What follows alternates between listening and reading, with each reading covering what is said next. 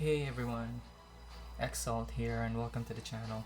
I'm just making this quick video just to provide an update about the status of my regional ranking. So we've finally made it to number 1. It's just a regional ranking, but I've managed to snatch it from the current leader, or from the previous leader rather, into Planeswalker in the region using Ajani. There you go. Alright, so Exalt from Deathwatch. Alright, we've managed to snatch that number 1 position. I'm sure it's not gonna hold very long. I need to produce more wins so that I continue to move up the ladder. 342 for the global ranking. I am way far. I mean, I'm far off from that number, but at least region-wise, here in the Philippines, we're number 1, baby. Alright, now I also wanted to make this video to share to you how difficult it is to move up ranks. It's been crazy trying to move up to rank 8. That's why I have so much respect for those who are already at rank 9. You guys have progressed really well, and I don't even think I can move to rank 9, at least not with the kind of deck that I have right now. I'm comparing it to the leaders such as Ren Murikan, and their cards, they're just way off the charts, the levels. Especially the Blinding Mage. That Blinding Mage, let me show you very quickly which card I'm referring to. This card right here. Level 9, the last thing I saw was that it was around level 7, I guess, right? It's amazing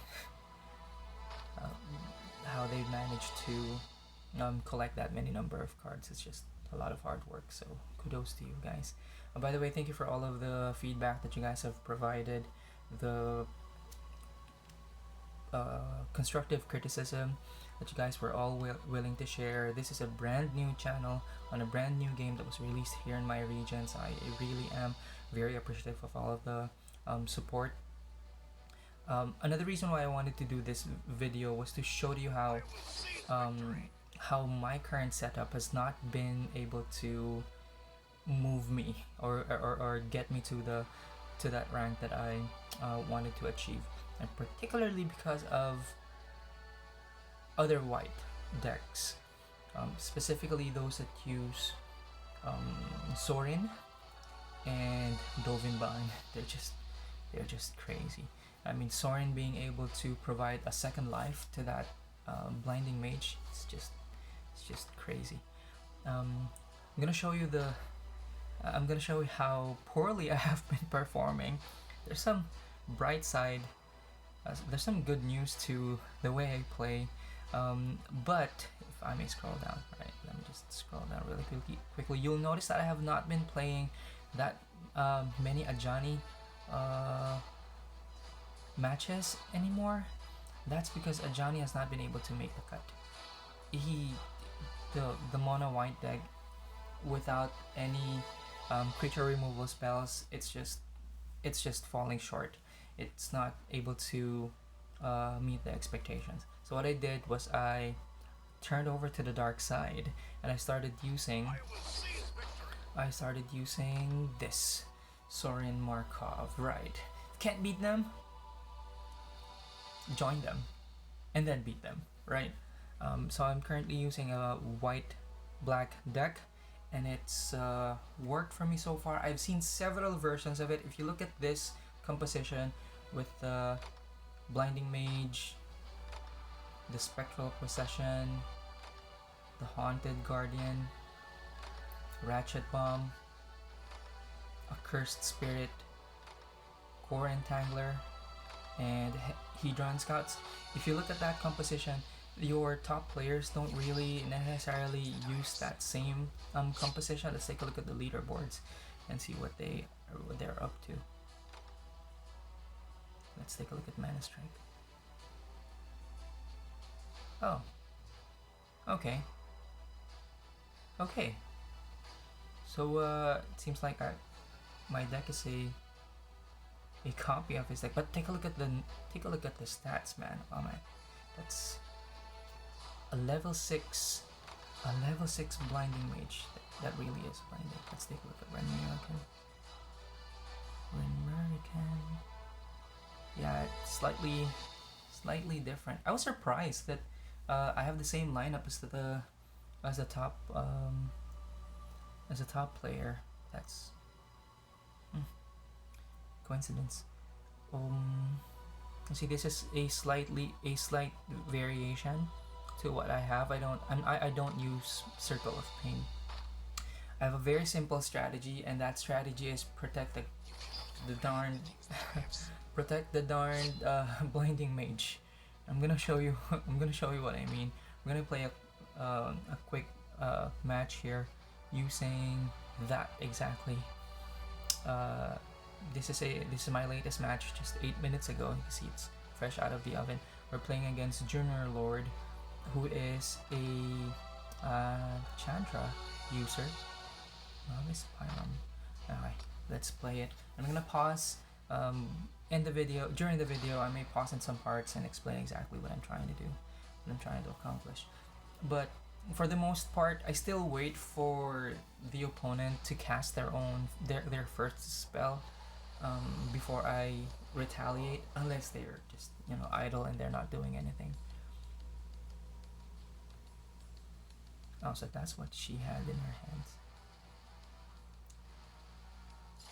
Okay, so essentially, the strategy that I employ requires that I protect the blinding mage and give it a second life. You'd be surprised how powerful that one card is.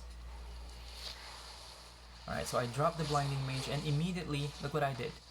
After I dropped the blinding mage, I immediately dropped Sorin to provide the blinding mage a zombified state, which means that even if it gets removed like that, it still is alive, and it will be enough to kick the butt out of anything that's within its range.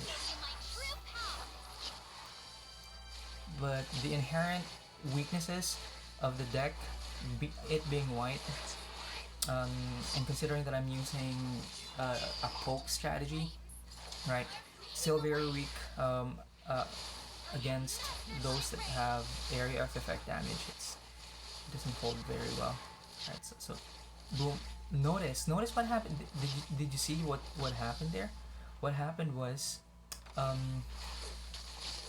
the Hedron Scouts were attacking my blinding mage, but because it was zombified, it managed to poke some more, and that's just how challenging it is. Did you see what happened there? Typically, the blinding mage will not move if it's outside, if its target is within its range, right? But something that I found out, your other players or your other creatures or your planeswalker can push your heroes around. So notice the top lane, right? Where the heck is my blinding mage? It's supposed to be behind Sorin, and it was behind Sorin, but because Sorin pushed it, it got beaten. It got KO'd. So I'm discovering plenty of things just by playing more games. Just goes to show how novice I am when it comes to this game.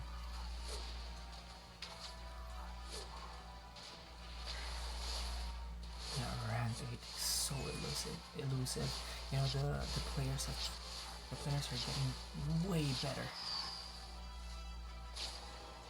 Sometimes I just find myself getting decimated within a very short period of time. By the way, you notice how I place the spirits, right, over at the bottom guardian, the bottom tower, right? I place the circle in front of the guardian and not around the guardian, because if I do that, this main guardian right here, the horned creature right there, it's going to start attacking the guardians, the spirits rather. So what I do, usually I just place it in front. That way it does not take any aggro from the main guardian. Although I'm not entirely sure if it worked the way I wanted to. Here I go again with that split push. Notice how powerful that is. Now he needs to get another Ratchet Bomb just to get rid of this poking mage. Crazy mage. Yeah. I'm gonna name this deck Protect That Mage because it's the only thing that's going to win the game for you deck. Yeah, that's its new name. See? Crazy. Now I've seen some other players what they do is they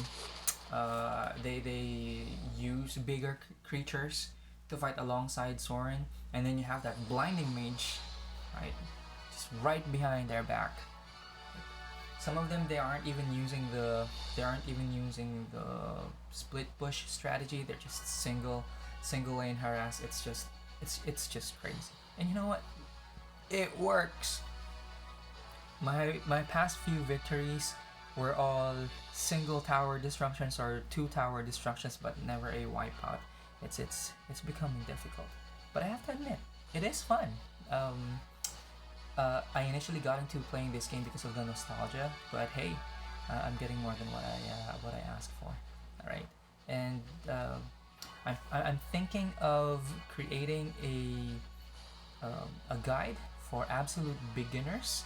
If you guys are interested in content just like that, let me know. Put your comments down below, and I'll see you in the next video. Again, this is Exalt. Thanks for watching. Till the next video. Peace.